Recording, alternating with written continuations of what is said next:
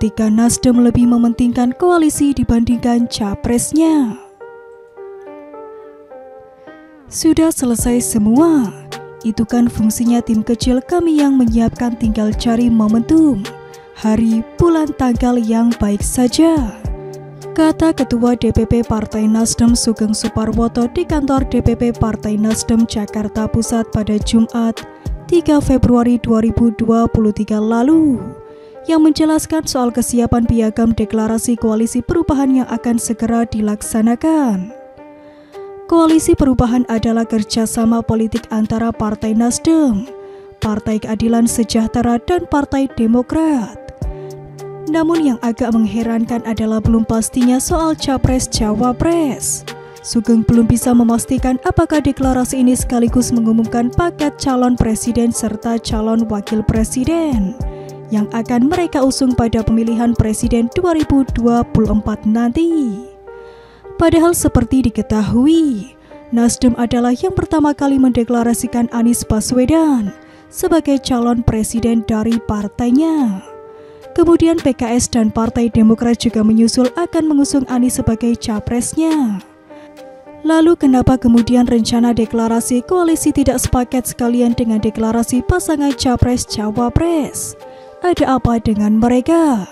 Ada apa dengan Partai Nasdem? Yang terlihat penyebabnya tentunya adalah soal siapa yang akan mereka usung sebagai calon wakil presiden pendamping Anies. Sudah menjadi rahasia umum bila PKS dan Demokrat memperebutkan posisi itu. Walaupun bisa jadi hal itu hanya jadi alasan untuk memberikan tekanan kepada Nasdem agar Partai Surya Paloh itu memenuhi kepentingan PKS atau Demokrat. Namun mungkin juga karena kemudian ketiganya melihat ketidakmampuan Anies untuk menjadi pengikat bagi mereka. Anies tidak mampu membuat ketiga partai politik itu menjadi yakin untuk bekerja sama. Bahkan hak yang diberikan Nasdem kepada mantan Mendikbud itu, yaitu kebebasan untuk memilih cawapres, kemudian tidak bisa dilakukannya. Terkait dengan Partai Nasdem sendiri ketika kemudian terkesan lebih mementingkan koalisi dibandingkan Anies, padahal merekalah yang paling pertama mencapreskannya, juga sangat mengherankan. Apakah mereka sudah kehilangan akal untuk meyakinkan PKS dan Partai Demokrat? Apakah justru mereka yang sudah tidak yakin dengan Anies? Melihat elektabilitas Anies, tentu saja akan butuh energi yang besar untuk menaikkannya. Perlu usaha yang sangat masif agar dapat meyakinkan publik. Dan sepertinya itu akan menjadi beban bagi Partai Nasdem sebagai parpol pertama yang mencapreskan Anies.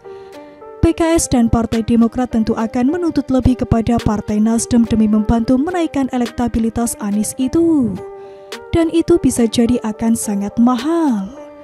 Sudah pun mahal, hasilnya belum tentu juga akan seperti yang diharapkan.